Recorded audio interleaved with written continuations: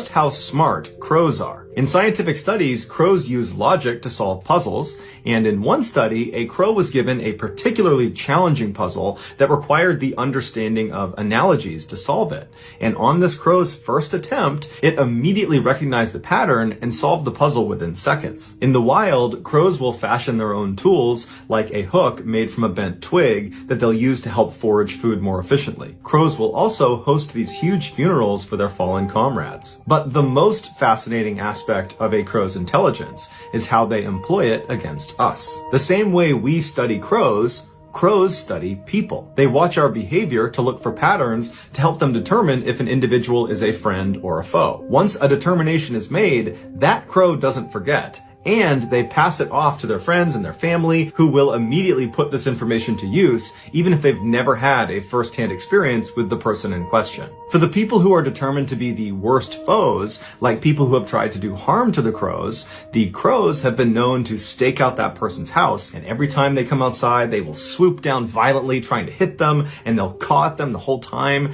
and this behavior can go on for years. On the other end of the spectrum, the people who are determined to be the best friends of the crows get a very different treatment, one that seems like it's straight out of a fairy tale. In 2011, 4-year-old Gabby Mann was living in Seattle, Washington with her family. One day, when she was getting out of the family car, she dropped a chicken nugget onto the ground, and before she could pick it up, a neighborhood crow swooped down and took the free lunch. A few days later, when Gabby was on her back deck having some food, she dropped a piece of bread on the ground, and just like the last time, a crow came flying in and took it before Gabby could do anything. And because Gabby was a messy eater, she continued to drop food everywhere she went, and so she continued to inadvertently feed these crows. Eventually, every time Gabby went outside, a murder of crows would assemble in front of her house, so a big gaggle of crows, and they would just follow her around everywhere she went. As Gabby got older, she grew to really enjoy the attention from all these birds, and so she started feeding them huge portions of her lunch before she hopped on the bus to go to school. When she got back in the afternoon and hopped off the bus, there would be this murder of crows sitting on the power line waiting for Gabby. When Gabby's mother discovered where most of her daughter's food was going, she wasn't upset. She was just worried her daughter wasn't getting enough to eat. And so she told her daughter to stop giving away her lunch, and instead they would go out and buy some food just for the crows. And so, starting in 2013, when Gabby was 7, she and her mom began feeding the crows every day. Each morning, they would go out into their backyard and they would refill the bird bath with fresh water, and then they would put peanuts into the covered feeder and scatter dog food in the backyard. And the crows loved it. A few weeks into this new feeding ritual, Gabby went outside one morning to refill the peanut tray when she noticed something was already on the peanut tray. There was a small earring. She brought it inside and she showed it to her mom, and her mom said she hadn't put it there, and so Gabby was convinced the crows had left her a gift. Her mom wasn't sure. But over the following few weeks, when more and more little trinkets like a marble and a polished stone and a screw and a metal hinge, when those started showing up in the peanut tray and in the bird bath, Gabby's mom actually went out and installed a camera to look out into the backyard to see if it was really true that the crows were the ones leaving these things behind. And after reviewing the footage, she was amazed to see that, yes, the crows would come in and they would eat their food, they would drink their water and clean themselves, and then they would leave behind these shiny little trinkets as if it was their way of saying thank you for the food. Gabby was over the moon for these little gifts. She began collecting all of them and putting them in a jewelry box and labeling them of when she got them and how important they were to her, ranking them from most favorite to least favorite, her favorite being this little piece of metal that said best on it, and she jokes that the crows have the other half that says friends. But the crows' most astonishing gift came the following year in 2014. Gabby's mother was an avid photographer, and one day she was out by herself photographing a bald eagle that had come into town. And while she was taking these shots, she managed to drop a lens cover to one of her cameras, and she heard it hit the ground, but she was so busy taking photos that she told herself she would pick it up before she left. But after getting totally wrapped up in this photo shoot, she forgot about the lens cap on the ground and wound up going home without it. That night, when she got back to her house, she happened to go out onto her back deck as the sun was setting, and she thought she noticed something in their bird bath. And upon closer inspection, she couldn't believe what was sitting there. She ran back inside and opened up her laptop and pulled up the footage from the bird camera she had set up, and there it was, a crow coming into the yard before she had even returned from this bald eagle photography session. This crow was in the backyard with the lens cap in its mouth, and it went into the bird bath and it very carefully washed the cap in the water, and then it placed it very delicately on the side of the bird bath and checked it a couple times to make sure it was steady, and then it flew off. This behavior is very significant because it means the relationship between the crows and Gabby and her mom was not a transactional one. They were not just simply leaving behind these trinkets as a way of paying for the food. They were doing it because they had grown attached to Gabby and her mom. So when Gabby's mom was out in town taking photos of this bald eagle, at least one crow had just gone with her. And when this crow saw her drop the lens cap, it snapped into action, swooped down, picked it up, and returned it to the house, because that's what best friends do. Today, Gabby and her mother still feed the crows every single day, and the crows still love Gabby and her mother. So as soon as this guy dips a bolt in the water, it instantly changes color, which looks pretty cool and almost magical. This process is actually called anodizing and is mainly used in the jewelry and automotive industries. What's happening here is that an electric current is applied to the metal, typically titanium or aluminum, while they're dipped in an electrolyte solution, typically an acid. This creates a thin, transparent oxide layer on the metal's surface that affects how light reflects off it, and by simply adjusting the voltage, the thickness of the oxide layer changes, which results in different colors. Can you read a map with night vision? Yes, you can, but you have to adjust your focus.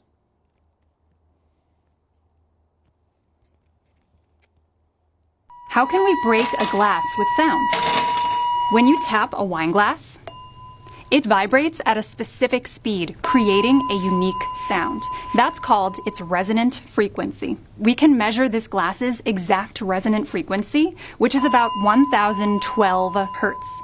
If we play a sound at this exact frequency, we can make this glass vibrate in sync with it. That's the resonance. The louder the sound, the more energy it delivers, which makes this glass vibrate even more intensely. Eventually, the vibrations become too much and the glass shatters.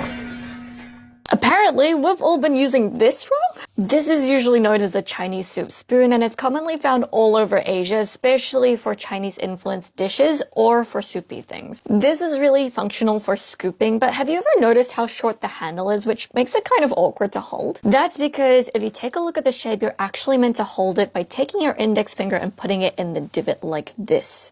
I didn't come up with this, so if you disagree, take it up with the person who created this spoon, but it's actually super comfortable. I only need to use my fingertips to get a really firm grip, and it really extends the reach of this spoon.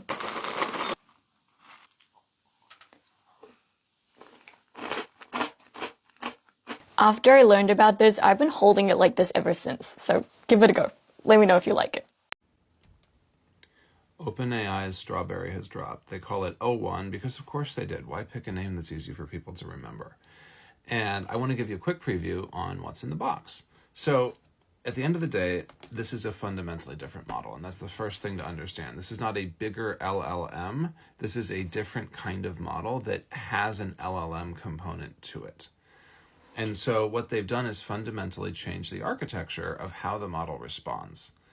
They have added a time-based component that allows the model to use reasoning tokens that it does not show to you to compute a better response. Now that's a design choice. They didn't have to hide the reasoning tokens, but I think they decided to because it's a closed source model and they don't want to reveal too much of the secret sauce. At the end of the day, what this feels like is it feels like a fundamentally smarter model. I can give it things that would be difficult for me to do in hours at all, and it will come back in 30 or 40 seconds and solve it. Let me give you an example. I gave it a pricing problem that I've been thinking about in the back of my head for a while.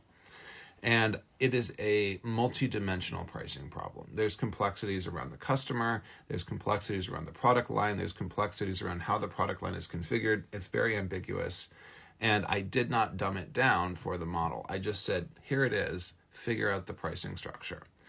Now, would I say it fundamentally solved it in one go? No, but that's not the kind of problem you fundamentally solve in one go anyway. it's the kind of question where I wanted it to organize the thinking and show a recommendation that's really clear. And that alone would have taken me hours and hours and hours and hours to do. And then I might not have liked it and I might have had to go redo it. I got a very high quality recommendation in 30 seconds to that problem, along with plain English, short form, chain of thought explaining why. This is not the full reasoning token output. They don't pretend it is, but it's a basic response that says, hey, this is kind of what we did, right? And it explains it. And that, by the way, means you don't have to explain your prompts with, hey, think through this step by step, be precise, be clear. No, it gets it. It will be precise. It will be clear.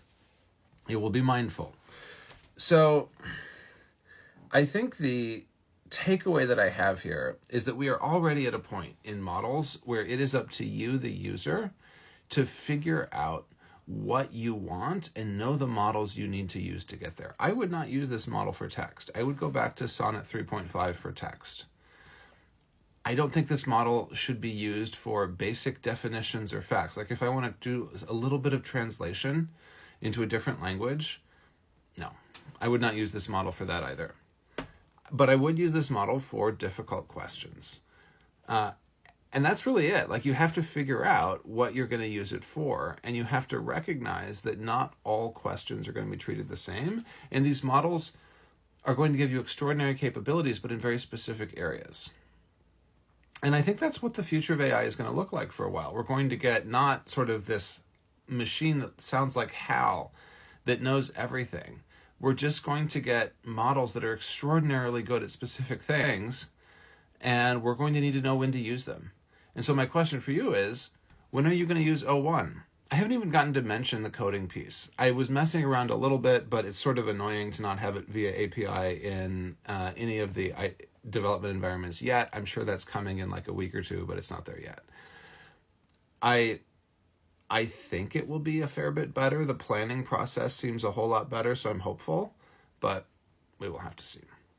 And if you're interested in this and you want to sort of feel like you're catching up or staying on the cutting edge, I will be including the O1 and the strawberry discussion, all of that in my Maven course that I'm launching in the next week or so here. It is wild. And this is underlining why you have to stay up to date on career in tech. So if you're interested in that, take a survey, tell me what I need to do. I already know I need to do strawberry. It's in the link in the bio. This is a classic Harvard puzzle. The challenge is to fit a coin into this puzzle in 3 minutes. At first glance, it seems impossible. There is no room to spare. But if you look closely, you'll see that the pieces are arranged from largest to smallest. So 99% of people will arrange them in order from 10 to 1. That's when things get interesting. The coin appears to be the missing number 3. But even so, the puzzle is still unsolved because the coin and the other piece don't fit together. So how do you solve it? Sometimes breaking away from conventional thinking is key. This puzzle has a clever solution. First, place 10 in the center like the sun. Then, pair numbers on both sides that add up to 13, 9 and 4, 7 and 6, 8 and 5. The last two, 1 and 2, can be placed anywhere. Now you can easily put the coin in, and just like that, the puzzle is solved. Always remember that the men that get quiet in arguments because they can't get the point across are usually some of the sweetest men with the biggest fucking hearts. Okay, I have a question for the math nerds on TikTok, and it all comes down to this bike stand right here. Watch this. I can come up to this bike stand, I can step in it, and I can bounce up and down. It's like a spring. That's because I'm applying torque from the point of my foot all the way to the end of the bar right here. The question is the amount of torque that I'm applying to this the same as if this was completely stretched out? Because obviously this is a shorter distance to the end. I think that's the fulcrum. This is a shorter distance. So you would think that I'm applying less force to it. But I'm also applying force to that bend and to that bend and to that bend. And if you add them all up, is that the same as if I was applying the same force across a large distance? In Britain, when you meet someone for the first time, you may hear them say, "How do you do?" as they shake your hand. Now, this is a rhetorical question. That's a question to which you don't respond. So you don't need to answer it with, "Yes, I'm doing very well, thank you." Instead, you simply just say, "How do you do?" Look at this weird-looking statue. They really the statue worshipped in California. This is unbelievable. Good vibes people watching from California. Is it true that there are people there that worship this statue?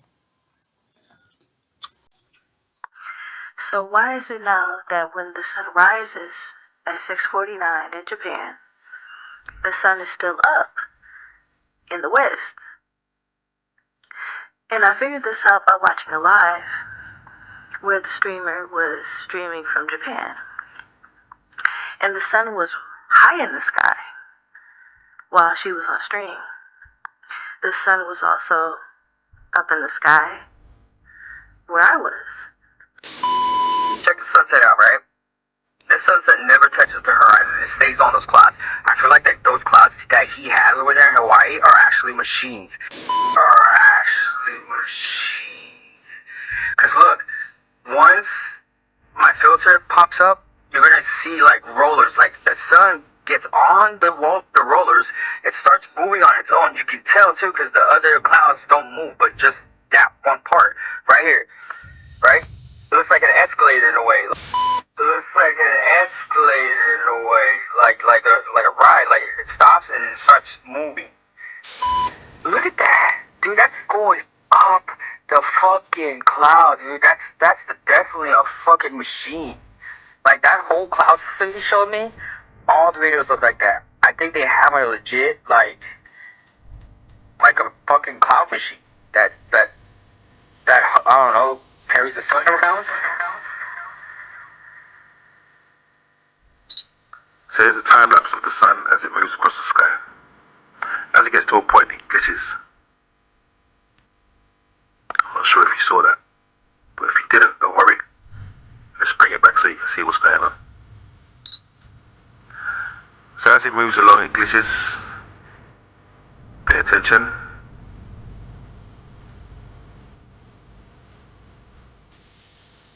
What just happened is the sun is exchanging tracks. It's moving from one track to another. Yes, a track. The sun moves on tracks. So let me just show you some of the gears. So take a look at the 11 o'clock and 1 o'clock region just above the sun. They are the gears interlinking. There's a spiral forming around the sun projection, which is interlinking into the rest of the sky and moving the projection across the sky. There you can see the gears as they flow. You can see the mechanism happening.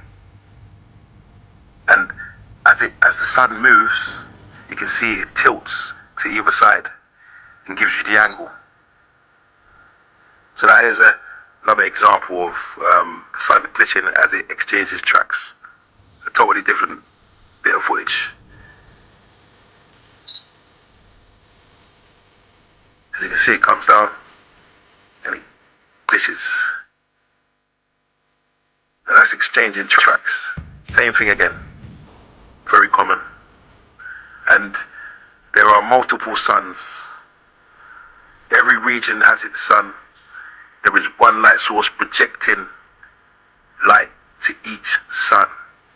Yeah? So our suns, the suns that we see, are all projections.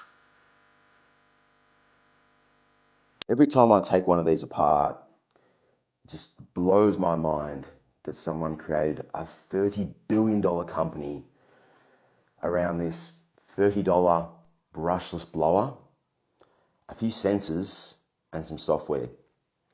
That's what it is, guys. Your base level CPAP to your top end ASV device, they're all the same. The only difference is the firmware that's controlling the speed of this fan, monitoring some respiratory signals, some other signals, and then adjusting the speed of the fan. $30 billion.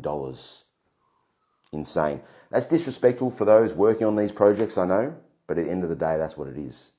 It is the speed of that fan changing.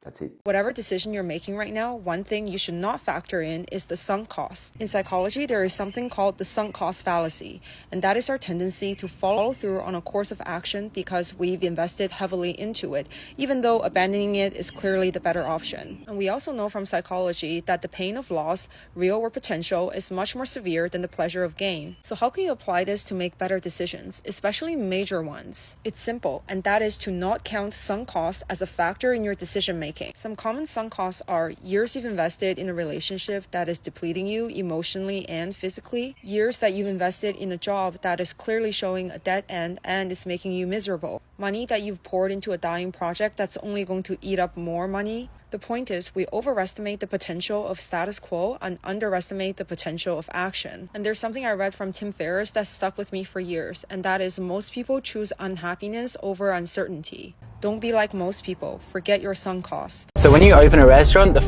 first person that knocks on your door will not be a customer. It'll be someone from Coca-Cola, and they will be offering you a free fridge. But is it a free fridge?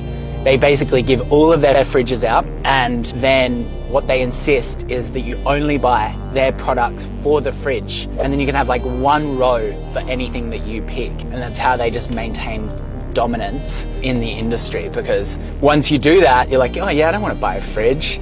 Then think about how much work it actually takes to actually get rid of that fridge. So yeah, it's a bit of a trap. What's the difference between if I was and if I were? Well, it's actually pretty easy. We use if I were for a hypothetical situation, something that hasn't happened. We use if I was for something that has actually happened in the past. For example, if I were president, I would be much better than Biden or Trump. If I were taller, I would play basketball. So these are hypothetical. If I was for something that really happened. For example, if I was late for school, my teacher used to kick me up the arse. There you go. There's a simple trick for you. You don't realize how cool it is that ice floats in water. We all take it for granted. We see it all the time. It's normal. You put ice cubes in your drink, they float. But that's mind-blowing. Think about it. Most solids get more dense when they turn into solids, but ice doesn't. The reason ice floats in water is simply because it's less dense than water. But why? Like, that's really interesting. The reason has to do with the shape of water molecules. Water molecules have a bent shape. It's like the top of a triangle with the hydrogen, and oxygen. And when they're in liquid form, those bent shapes can kind of intermingle, right? And they can get closer together. But when they become solid, they actually form a crystalline structure where they have to sit in a particular orientation, which adds more space between the molecules. So the thing expands, the water expands when it freezes, but it's the same amount of mass in a bigger volume, and so that's less dense. But that's important because think about lakes in the winter. If the ice didn't float, then the lake would freeze from the bottom up, and all the fish and all the life that lives in that lake would die.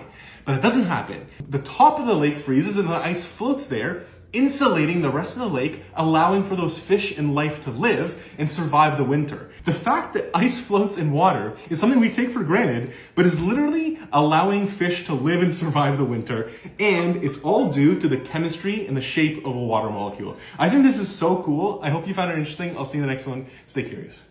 The Pomodoro Technique. The Pomodoro Technique helps improve focus and productivity while reducing mental fatigue.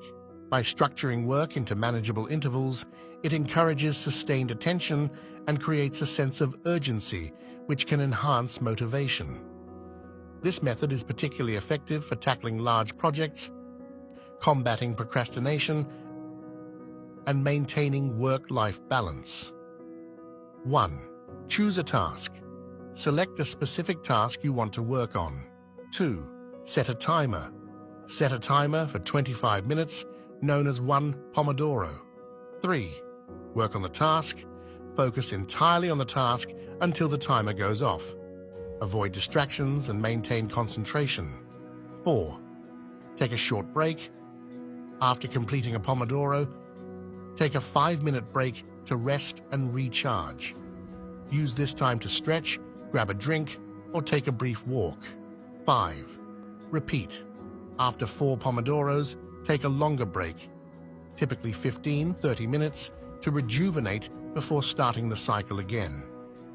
Where you sit in a classroom tells about you from a teaching assistant. First, we got the front rowers. These are the wannabe teacher's pets. These are the people who constantly raise their hands, constantly ask questions. They think the teacher likes them because they participate so much and they low-key carry the class, but actually the teachers get annoyed. But I mean, who cares? They'll still get an A at the end of the semester. Next, we got the back row savages. These are the people who also get good grades, but because they cheat, because they hide away so well. These are usually the introverted people, but they actually don't care what anyone thinks about them. These two people are what we call situationships. They're relatively close to the front, so the teacher thinks that they're pretty smart, but they always have one foot out the door. That's why they're on the edge. For these two people, I actually feel kind of bad for you, because you're sitting in the back trying to get away from everyone, but during exams, there's always TAs lingering around this area, so you're not really taking too much advantage. For my homies in the middle, you guys are golden. Teachers love you because you're relatively close to the front, so you participate, and you can also kind of like, stay hidden, sit with your homies, you're in the middle of the pack, and you got a great view of the board, everyone loves you, life's great, you're the smartest one. In 1978, an undergraduate student in New Jersey named Diane Hartley accidentally saved like 200,000 people's lives with a phone call.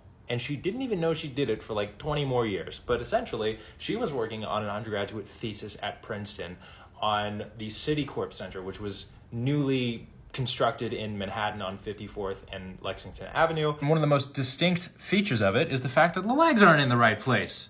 What'd you do that for? You're supposed to put the legs on the corners, but they put them over here. That's kind of weird. Well, the reason they did that is because one of these corners had a church on it. When developers build giant footprint buildings like this, they typically don't get to buy one piece of land. They have to composite it out of a bunch of tinier lots that they buy and then unify into this. But when they were greenlighting this project, the church didn't want to move, and the architect thought that it would be really interesting to just have one of the corners of the building over the roof of the church and not encroach on the land at all. So they proceeded with engineering this structure, and the only problem is there is no reason to build a building where the structural columns are in the middle of the faces other than this very specific scenario. So it caught out the engineers and tricked them when they were evaluating certain strengths, such as what happens when a crosswind hits the corner and you have to deal with building deflection like this. When Diane was working on her thesis, she saved all the wind stuff for last because it was supposed to be the mathematically simplest. But what she was finding, using the blueprints themselves, she kept coming up with a figure of strength that was 40% lower than the provided calculations from the firm. So she just called them asking for help with what she was doing wrong. And what the firm replied on the phone was that typical buildings, you only have one column here to evaluate the strength of, whereas their building had two on the opposite axis of the moment of overturn, so that there was 2 times the strength there. That is not how that works. But she was like at the end of her thesis process and 15 cups of coffee deep probably, so she didn't really think that much about it and ended up just finalizing it and submitting it. The thing is, she had been collaborating with them so closely, they had offered her a $10,000 stipend to publish her thesis into a coffee table book to show off the marvel of engineering that was this building. After this phone call, they never spoke to her again. What was really happening behind the scenes was William LeMessurier, who was the head of this whole project, told the mayor, he told his insurance company, and then he told the head of the welding union, who then hired every welder in a 100-mile radius to come into the building at night and weld joints that had previously been thought to be strong enough bolted together. Because any place that you can save on development costs for something that's a repetitive occurrence throughout the entire building, you save it if the math works out that it's perfectly fine. Except they did the math wrong, so it wasn't. So they had to go back to every single joint and weld them together secretly as to not freak everyone out that moved into this office and was operating business, and also the entire surrounding neighborhood of other buildings, thinking that this thing could just fall on them at any given moment. William LeMessurier, he did calculations that the building would have fallen over with no power every 16 years and every 55 years with all of its tricks and its fancy damper at the top of it working. But this student had no idea. She saved like hundreds of thousands of lives by asking this question, assuming she was wrong. Diane present day is on the internet. Tyler Lee, L-E-Y on YouTube, has a full interview Wow. with her. What's up, friends? Thank you very much for watching all this film. That last video was extremely interesting. You see, humans are extremely wonderful and unique in their own different ways. Just like that good vibe soul that was being talked about that made some crazy innovations in architectural field, which is good vibes, my friends. Now, after watching all those videos which you have just done, is there anything you've learned, anything interesting you've come across, or anything that you'd love to leave your comments on? Please do so in the comment section and hit that like button if you haven't. Now, my friend, this is that time where we wrap up in style, my friend.